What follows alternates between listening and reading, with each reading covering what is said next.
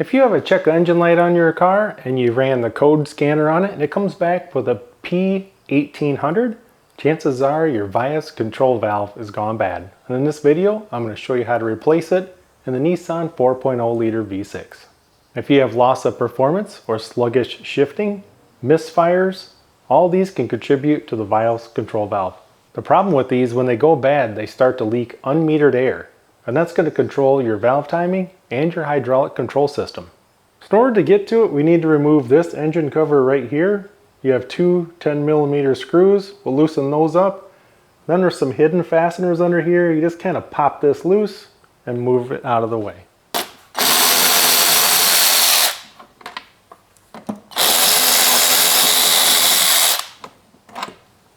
You just kind of pop this up on this side and then back over here. Give this a little pop and remove that cover. Here's what the part looks like. It's pretty small, but it's pretty important to keep your engine running properly.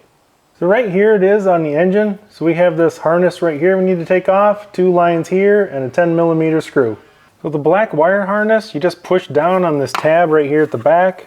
I'm just going to use a flat blade screwdriver to push it down so you can see better, and then pull it towards the front of the vehicle to relieve it. You need to remove these two lines. And it's easy if you take a flat blade screwdriver and push and pull the hose at the exact same time. If you just pull on the hose, you might break it, but you need something to help push and pull at the same time. So you're pushing with your flat blade, pulling with the hose. Do the same thing on this one. Push with the flat blade and pull at the same time. Now we just need to remove that bolt.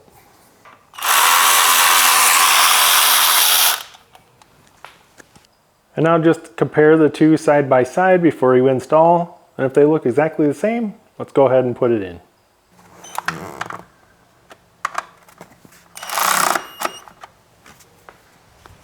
Install the two hoses.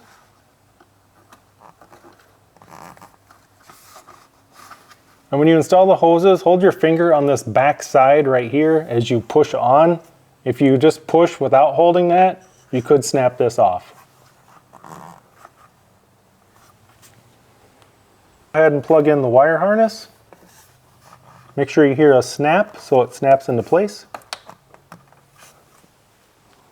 Install the engine cover. What you want to do is line up the screw holes up here, and then you're going to push down here in the back, here and here. You tighten up these two bolts.